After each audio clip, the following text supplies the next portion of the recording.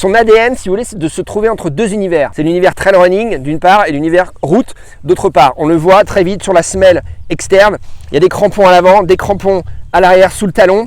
Et ici, pas de protection particulière. Vous êtes sur la semelle intermédiaire pour pas l'alourdir, pour pas la rigidifier. Donc du coup, elle reste suffisamment souple pour aller courir sur la route. Moi, je la mets indifféremment, à la fois sur la route de temps en temps et puis d'autres jours en trail. Alors pour le moment, je l'ai plutôt testé sur la route, je dois dire, et pas dans des grosses sorties de trail, mais je vais le faire. Je pense que c'est avant tout quand même une chaussure de trail. Le mesh est très respirant. C'est pas hyper protecteur là. Si vous voulez, c'est pour aller faire du trail running pépère, hein, pas sur des terrains très accidentés avec des gros pierriers, avec des choses qui peuvent vous rentrer dans les pieds. C'est pas une chaussure que vous allez mettre avec une guêtre.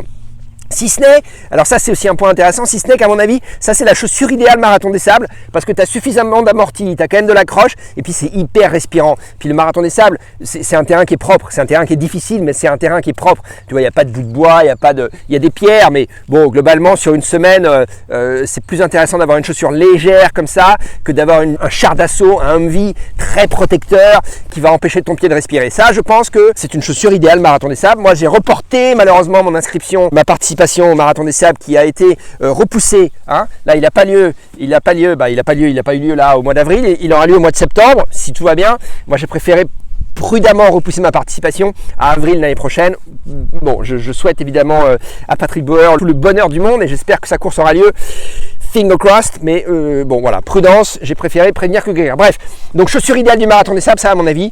Et voilà, donc son ADN, si tu veux, c'est ça, c'est d'être au milieu de deux univers, entre deux univers, le trail running et la route, mèche très respirant, semelle oversize, typique de chez Hoka One One, beaucoup d'amorti, quand même du répondant, quand même du dynamisme, pas de lame de carbone à l'intérieur évidemment, on n'en parle même pas, mais suffisamment de dynamisme pour te faire plaisir quand tu accélères. C'est pas une chaussure pour aller très vite, c'est pas une chaussure pour aller faire des chronos, on est bien d'accord. C'est une chaussure pépère, c'est une chaussure pour aller tranquille, pour te faire plaisir, pour pas te blesser, pour t'assurer, si tu veux, plaisir, sécurité. Voilà, je pense que c'est vraiment la chaussure. Si vous n'avez jamais testé de Hoka One One, à mon avis, ça c'est la chaussure pour rentrer dans la gamme parce que elle est très accessible, elle est facile, elle est légère. Je pense pas au niveau du prix à vérifier, mais c'est pas un modèle très haut de gamme.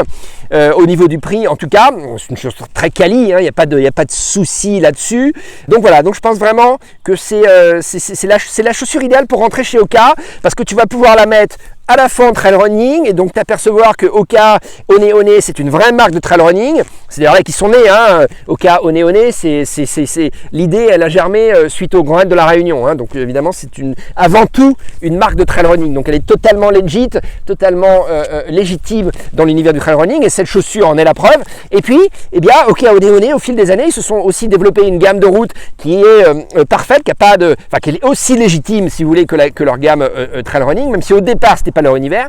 Encore une fois, c'était des mecs qui venaient de Salomon, hein, donc Salomon c'était plutôt montagne, trail running, mais aujourd'hui Hoka One One est tout à fait légitime dans la course sur route et cette chaussure en est aussi la preuve. C'est pas un modèle 100% route, mais c'est un modèle qui n'a pas à rougir sur la route, même pour faire un marathon. Si tu veux, à partir du moment où ce qui t'intéresse c'est la distance, c'est peut-être le voyage, d'aller faire un marathon au bout du monde, mais c'est pas tellement de taper un chrono, et ben je pense que ça peut tout à fait faire l'affaire. Donc voilà, donc c'est une chaussure, si tu veux, quand tu l'as chez toi dans ton placard, elle peut tout faire cette chaussure, hein.